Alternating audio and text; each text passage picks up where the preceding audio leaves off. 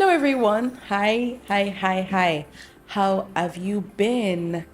My name remains Abiola Disa, the media HR, your go to person for all HR matters. Hope you've been faring well.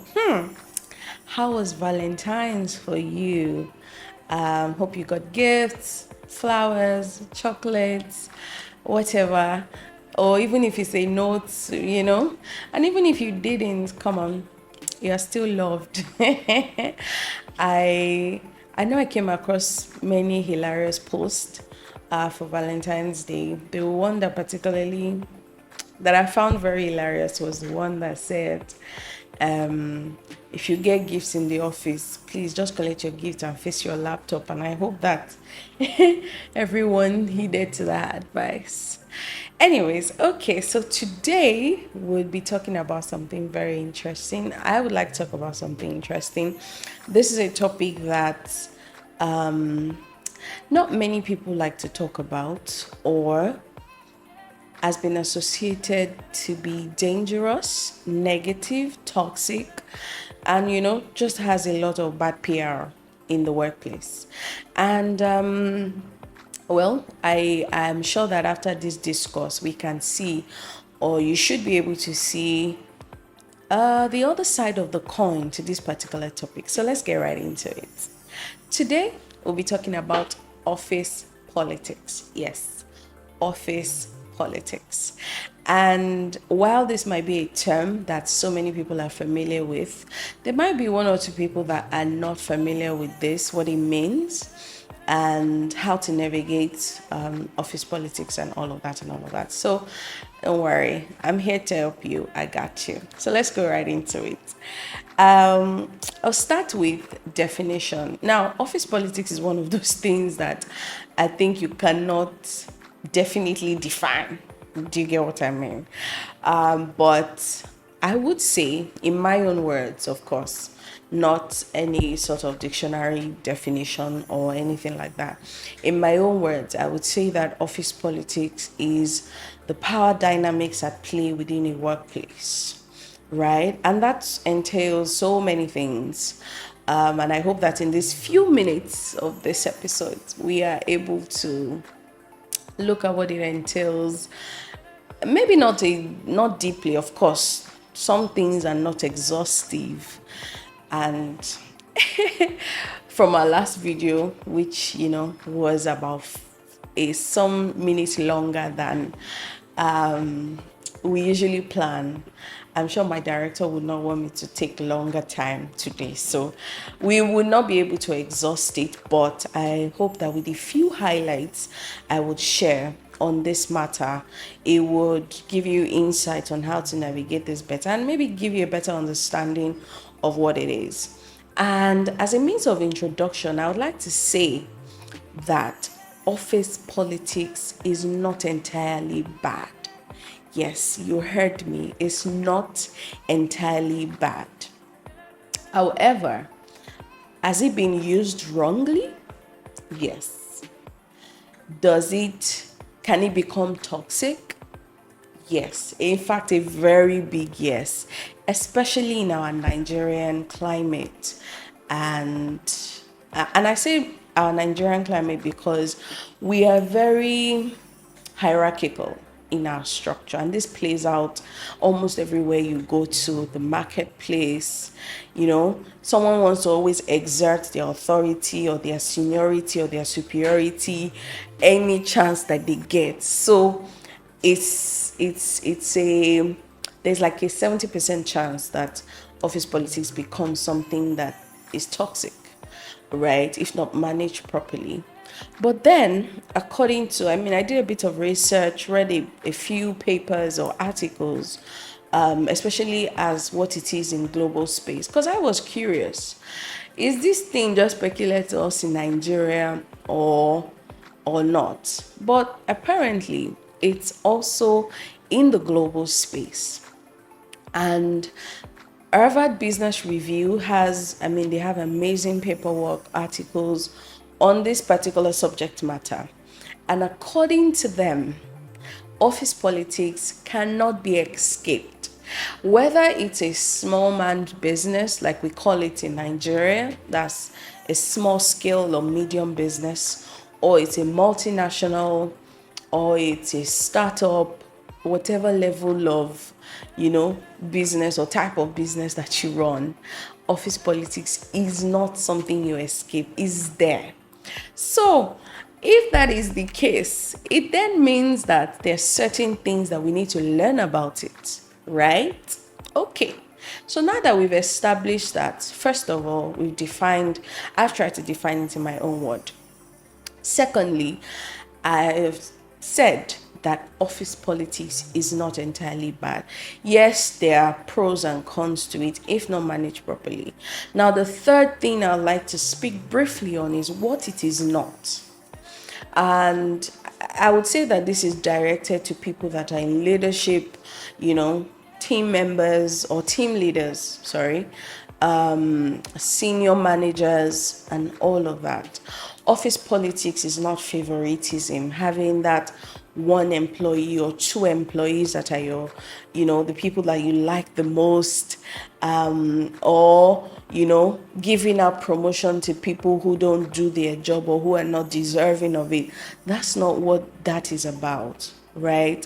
And it is not, forgive my use of language, it's not losing your values because you're trying to body up to somebody, or you're trying to get somebody to like you, especially people in senior management, decision makers, and all those things. That's not what it is. It's more around influence and relationship. I'll say that again. It is more about influence and relationships, the kind of relationships that you're able to build and leverage on in the workplace, right? So very quickly, I will speak about, or I'll mention 5 ways to effectively handle office politics. Number 1, develop a strong emotional intelligence. Now remember that we've sort of established that office politics is more about influence.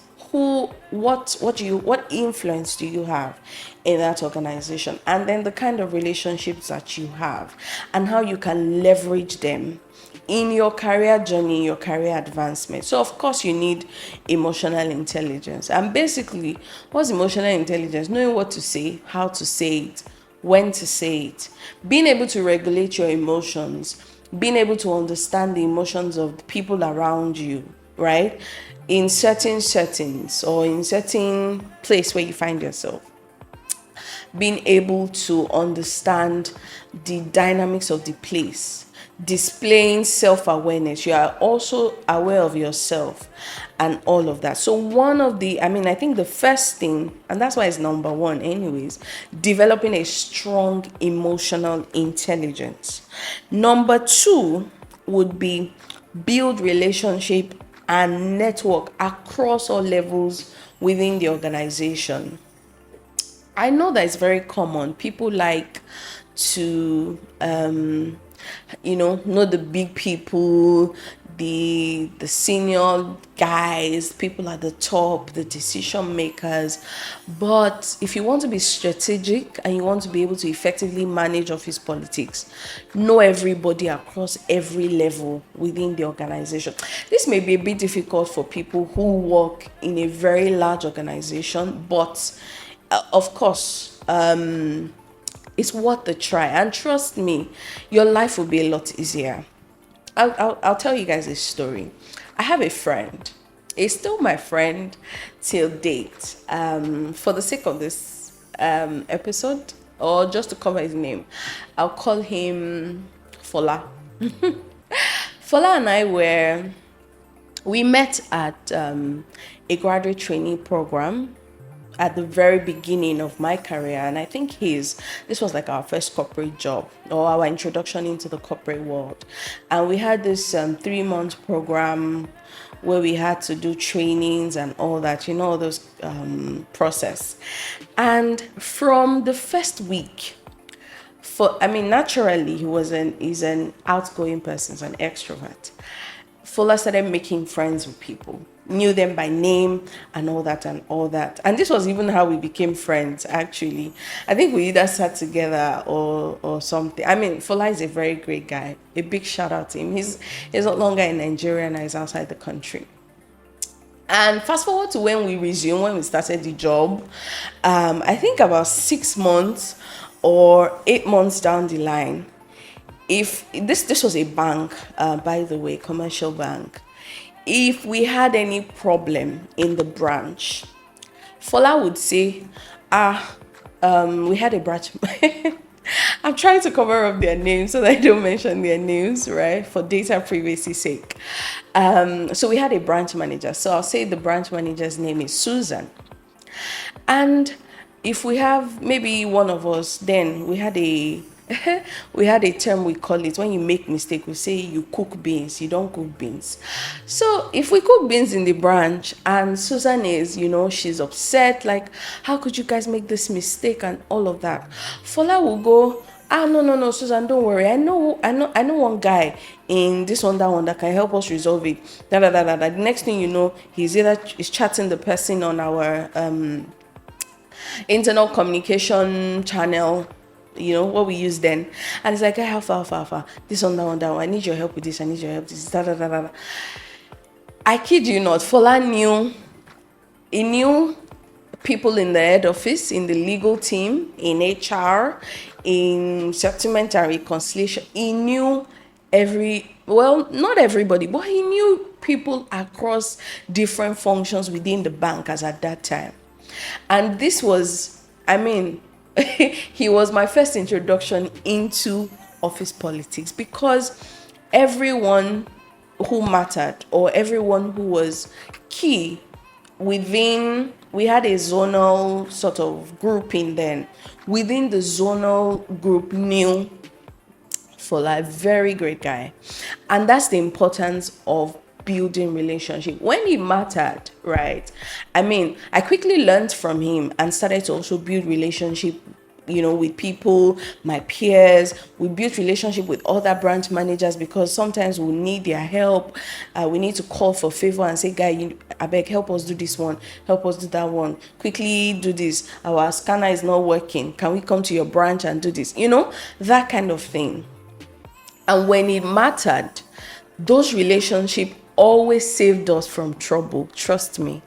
And that's the importance of building relationship across all level within the organization. Don't be one of those people that say, I'm just about my job, I'm just here to get paid and and go home and all that. You may be shooting yourself in the leg, because nobody would then be able to attest and give recommendations when it matters. And trust me, there are conversations that go on in rooms about employees, the work they do, the kind of person they are, where it would be required, or it might be required, for somebody in that room to be able to say, oh yes, I know this person, oh yes, a very great guy, and he's a very diligent, and things like that. So it's important to build relationships and network across all level of the organization.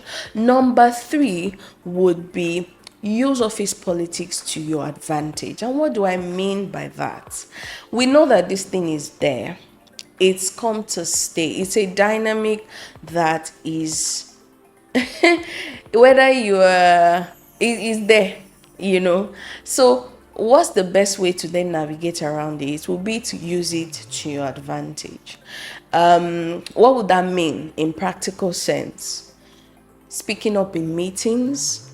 And if you have the opportunity, not everyone has the opportunity to get into meetings, but when you do get the opportunity, or when you have the opportunity, make sure that you've done some groundwork, some homework. Say, for example, you're a project manager, or what other example can I use?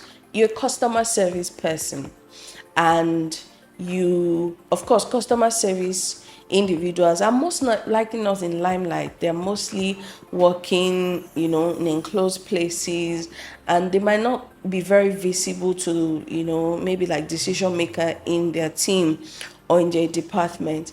But then you get into you have maybe like weekly meetings and anything. say something. Of course, say something intelligent. Don't open your mouth and say something unintelligent. Say something. Make yourself visible. Make your work visible, right? Attend networking events organized by your organization. Attend other people's functions. So when a colleague is getting married here, someone has a birthday party, show up with gifts, show up with a smile, strike conversations with people that matter, especially with the senior managers and the C-suite executives. Yes, I know that those particular group of people sometimes we see them as being a bit difficult, but not really. They just let me tell you something about C-suite execs. They have so much on their plate. They have limited time with quite a number of with a lot of mental work to do. So if you're showing up to maybe to have a conversation with a C-suite exec, make it a good one, right? Make it worth their time, because they're constantly on the lookout. Oh, I don't have so much time. So make what you say worth it. Stand out. Leave an impression, a lasting impression. Make sure that you have that influence. Use office politics to your advantage. That is number 3. And then number 4, sorry, just a minute. Number 4 would be ensuring that you maintain integrity. As much as we say office politics is here to stay, it doesn't mean that you then lose yourself, lose your values.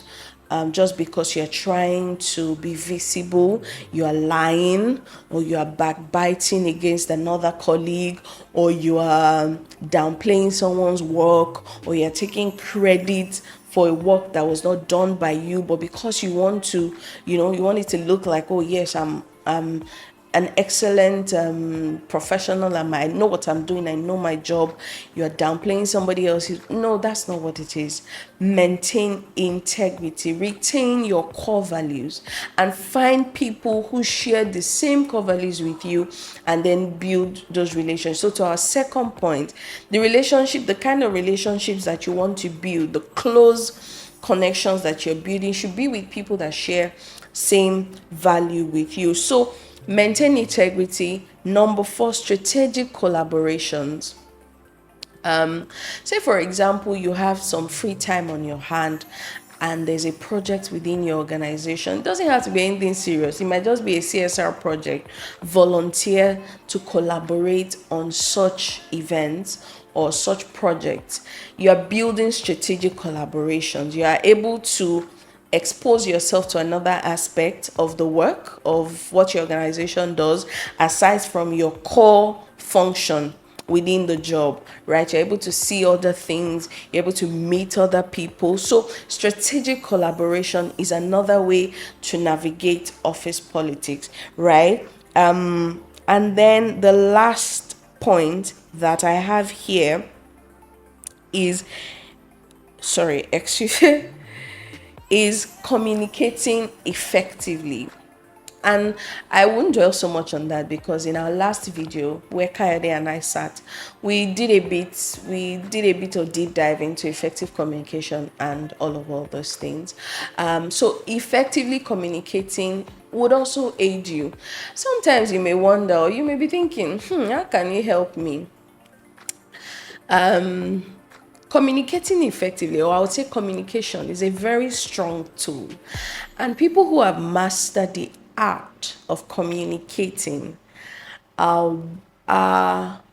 research has shown that they are likely the more successful people within an organization. Being able to articulate your thought. There's one of my mentor now that would always tell me that one of the reasons I like you so much is because of your communication style. You're able to articulate your thoughts and put it together nicely. And it tells me that that is a tool that can be used anywhere. And I can attest to that yes, communication is a tool that, when mastered, can be used to get the desired result. So With these 5 points, I hope that you know, or you now know better, how to navigate office politics. In conclusion, like I have said, office politics is here to stay. Again, it has its pros, it has its cons.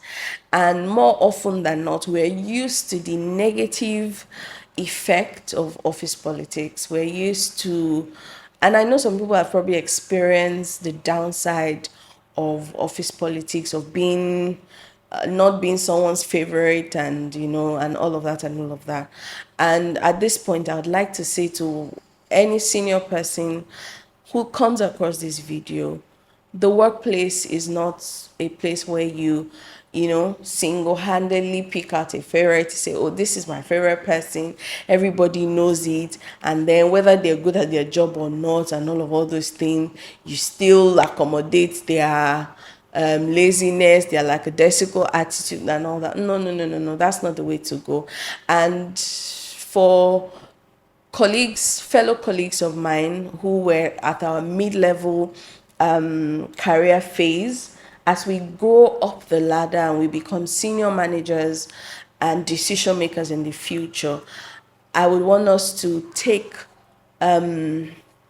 note of ensuring that we're not promoting the toxicity of office politics, but rather we're harnessing the positivity of it, using it to build influence, using it to manage relationships better, and just making sure that the workplace is a beautiful place.